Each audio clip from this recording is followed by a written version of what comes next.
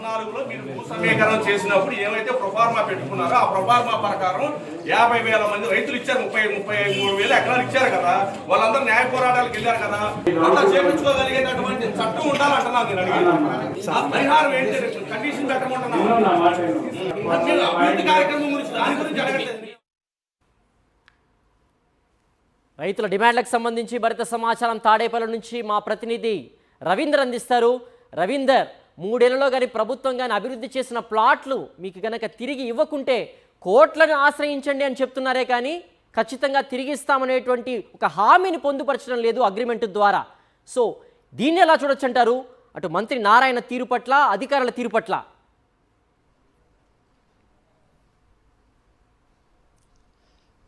ఖచ్చితంగా సిద్ధు, దీని మీద ఇప్పటికే రాజధాని రైతులంతా కూడా తీవ్ర ఆగ్రహం వ్యక్తం చేస్తున్నారు. గతంలో దాదాపు 11 సంవత్సరాల క్రితం తొలి విడత భూ సమీకరణలో భాగంగా తీసుకున్నటువంటి భూములకు సంబంధించి ఇంతవరకు అతిగతి లేదు. డెవలప్ చేసినటువంటి ప్లాట్లు ఇస్తామని చెప్పినటువంటి ముఖ్యమంత్రి చంద్రబాబు కానీ మంత్రి నారాయణ ఇంతవరకు దానికి సంబంధించి పూర్తి స్థాయి సమాచారం కూడా రైతులకు ఇవ్వడంతో వారంతా ఆందోళన వ్యక్తం చేసినటువంటి పరిస్థితి. ఇది అట్లా ఉండగానే ఇప్పుడు మరోసారి రెండో విడత దాదాపు 20,000 ఎకరాలు తీసుకోవడం, అందులో 16,500 ఎకరాలు కేవలం రైతుల నుంచి తీసుకుంటున్నటువంటి పరిస్థితి నేపథ్యంలో వారందరూ కూడా తీవ్ర ఆగ్రహం వ్యక్తం చేస్తున్నారు. ఈ నేపథ్యంలో వైఎస్ఆర్ కాంగ్రెస్ పార్టీ దీనికి సంబంధించి ఏ విధంగా స్పందిస్తుంది, మనతో మాట్లాడడానికి ఆ పార్టీకి సంబంధించినటువంటి ఇద్దరు అధికార ప్రతినిధులు ఉన్నారు. ముందుగా వెంకటరెడ్డి గారు, ఇప్పుడు ఈరోజు వడ్డమల్లో జరిగినటువంటి విషయం కూడా మీకు తెలుసు. రైతులంతా కూడా ప్రభుత్వం మీద తిరుగుబాటు చేసినటువంటి పరిస్థితి కనిపిస్తుంది. ఏ విధంగా చూస్తారు రైతుల ఆగ్రహాన్ని మీరు?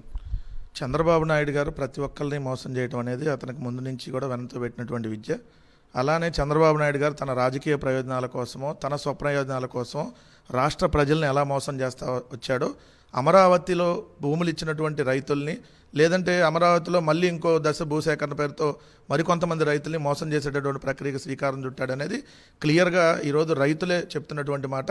ఆల్రెడీ 11 సంవత్సరాల క్రితం 34,000 ఎకరాలు 3 పంటలు పండేటటువంటి భూముల్ని రైతుల దగ్గర నుంచి బలవంతంగా సేకరించారు. దాంతోపాటుగా 20,000 ఎకరాలు ప్రభుత్వ భూమి, మొత్తంగా 54,000 ఎకరాలు రాజధాని పేరుతో మొట్టమొదట భూసేకరణ కింద చేశారు. ఆ రోజు ఇది మొదటి విడత అని ఎక్కడ చెప్పాల.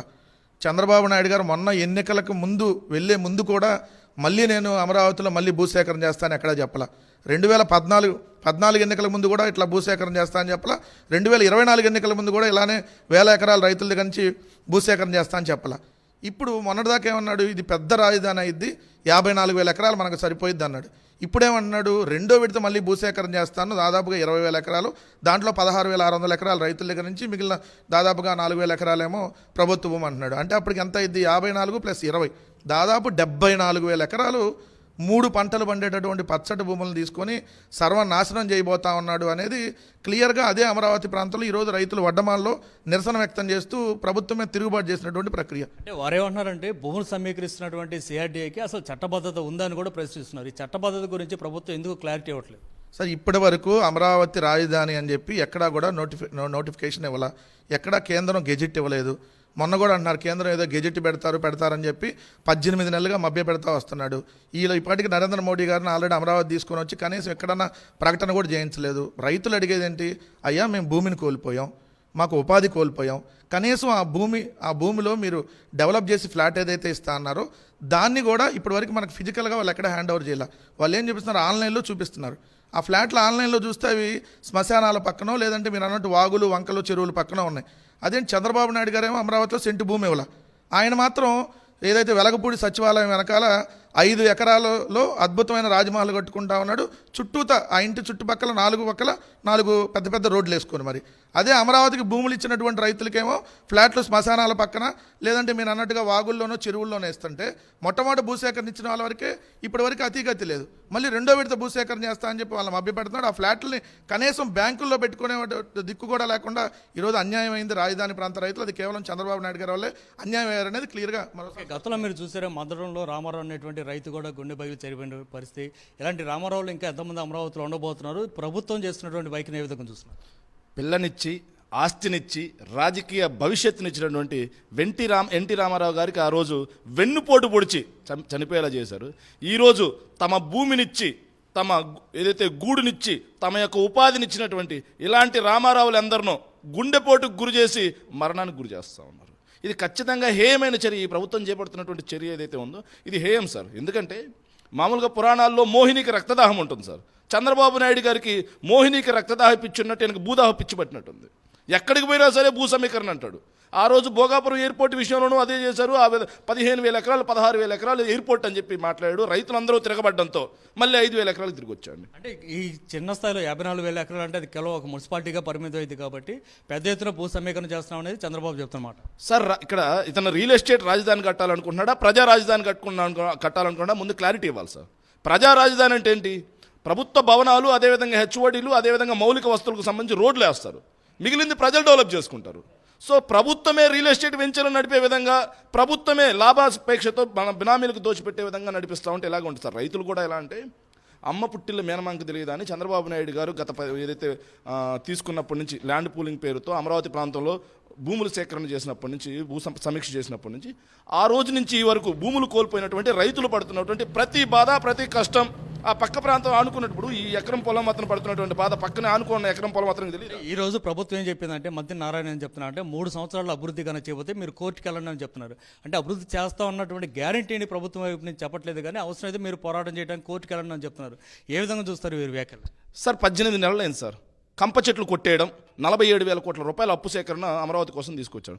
కంప చెట్లు కొట్టేయడం, గుంతల్లోంచి బురద గుంతల్లోంచి వాటర్ ఎత్తిపోతల పథకం చేయడం తప్పిస్తే అమరావతిలో ఏం చేశారని, సో ఏం జరుగుతుందని చెప్పి రైతులకి లాభం వస్తుంది సార్? పచ్చటి పంటలు పండే బేసికల్గా ఎలా ఉంటుందంటే ఎన్జిటి గ్రీన్ ట్రిబ్యునల్ యొక్క, నేషనల్ గ్రీన్ ట్రిబ్యునల్ యొక్క, అదేవిధంగా జాతీయ ఆహార భద్రతా చట్టాలను తుంగలో దొక్కి ఆహార సంక్షోభం వచ్చే విధంగా పచ్చటి ప్రాంతం అది, 3 పంటలు సుభిక్షంగా పండే ప్రాంతంలో మీరు రాజధాని పెట్టడమే తప్పని ఆ రోజు కమిటీలు మొత్తం చెప్పి, అయినా సరే కేవలం మీ రియల్ ఎస్టేట్ ప్రయోజనాలతో పెట్టారు, బాగానే ఉంది, దాని వరకు ఓకే. కానీ ఈరోజు రైతులు పడుతున్నటువంటి ఇబ్బంది ఏంది? ఆ రోజు పొలాలు ఇచ్చిన వాళ్ళకి ఈ రోజుకి ఫ్లాట్లు ఇవ్వడానికి, డెవలప్ చేసేయడానికి దిక్కు దివానం లేదు. వాళ్ళ ఫ్లాట్లు ఎక్కడున్నాయో వాళ్ళకే తెలియట్లా. వాగుల్లో, వంకల్లో, శ్మశానాల్లో, డొంక రోడ్లలో ఉన్నాయంటున్నారు. దాంతో మొన్న రామారావు గారు చనిపోయింది. మరి ఈరోజు మళ్ళీ ఇంకో 16,500 ఎకరాలకు మీరు వెళ్తా ఉన్నారు, బాగానే ఉంది. మరి ఈ రైతులకు ఏ క్లారిటీ ఇస్తున్నారు? డెవలప్ చేస్తారనే క్లారిటీ లేకే కదా వీళ్ళందరూ కూడా ఎదురు తిరిగింది. చంద్రబాబు నాయుడు గారు ఇక్కడైనా సరే ఇలాంటి మూర్ఖపు చర్యలు కట్టిపెట్టి రైతులకి న్యాయం చేయాలని కోరుకుంటున్నాం. సో ఇది పరిస్థితి సిద్ధు. ఖచ్చితంగా రైతులకు న్యాయం చేయాలనేది వైఎస్ఆర్ కాంగ్రెస్ పార్టీ నాయకులు కూడా చెప్తారన్నమాట. లేదంటే రానున్న రోజుల్లో గతంలోనే వైఎస్ఆర్ కాంగ్రెస్ పార్టీ కూడా ప్రకటించింది ఖచ్చితంగా అమరావతి రైతుల తరఫున ఆందోళన కార్యక్రమాలు తీసుకుంటామని కూడా చెప్పినటువంటి పరిస్థితి నేపథ్యంలో ఇప్పుడు వడ్డమాను సహా మిగతా ఏదైతే 2వ విడత ల్యాండ్ పూలింగ్లో ఉన్నటువంటి గ్రామాల రైతులు ఉన్నారో వారి బాధలు ఖచ్చితంగా ప్రభుత్వం వినాల్సిందే, పరిష్కరించాల్సిందే అనేది కూడా వైఎస్ఆర్ కాంగ్రెస్ పార్టీ చెప్తున్నమాట. సిద్ధు, మీరు భూ సమీకరణ చేసినప్పుడు ఏమైతే ప్రొఫార్మా పెట్టుకున్నారో ఆ ప్రొఫార్మా ప్రకారం 50,000 మంది రైతులు ఇచ్చారు, 33,000 ఎకరాలు ఇచ్చారు కదా, వాళ్ళందరూ న్యాయ పోరాటాలకు వెళ్ళారు కదా, వాళ్ళు అభివృద్ధి చేయగలిగారా? అట్లా చేపించుకోగలిగేటటువంటి చట్టం ఉండాలంటున్నాను నేను అడిగి. పరిహారం ఏంటి? కండిషన్ పెట్టమంటున్నాను. అభివృద్ధి కార్యక్రమం గురించి, దాని గురించి అడగట్లేదు, నేను అభివృద్ధి కార్యక్రమం గురించి అడుగుతున్నాను. 3 సంవత్సరాల లోపల అభివృద్ధి చేసి ఇవ్వలేకపోతే ఈ పరిహారం ఇస్తామని 3 సంవత్సరాల లోపు అభివృద్ధి చేస్తామని నేను కూడా రిక్వెస్ట్ చేస్తాను. మీరు కూడా నాకు హామీ ఇవ్వాలి. కండిషన్స్ యాక్సెప్ట్ అయితేనే కదా మేము 2014లో మీరు భూ సమీకరణ చేసినప్పుడు ఏమైతే ప్రొఫార్మా పెట్టుకున్నారో ఆ ప్రొఫార్మా ప్రకారం 50,000 మంది రైతులు ఇచ్చారు, 33,000 ఎకరాలు ఇచ్చారు కదా, వాళ్ళందరూ న్యాయ పోరాటాలకు వెళ్ళారు కదా, వాళ్ళు అభివృద్ధి చేయగలిగారా? అట్లా చేపించుకోగలిగేటటువంటి చట్టం ఉండాలంటున్నాను నేను అడిగి. పరిహారం ఏ కోర్టుకు వెళ్ళి ఏం సాధించగలిగారు, ఏం అభివృద్ధి చేసుకోగలిగారు, ఏం పండుతో చేసుకోగలిగారు? ఫార్మర్ అరణ్య రోదన అయిపోయింది కదా, రాష్ట్రం అంతా సంచార జీవితం అయిపోయారు కదా, దాన్ని రక్షణ కల్పిస్తున్నాను అడుగుతున్నాం మేము. మా అగ్రిమెంట్ లో కూడా కండిషన్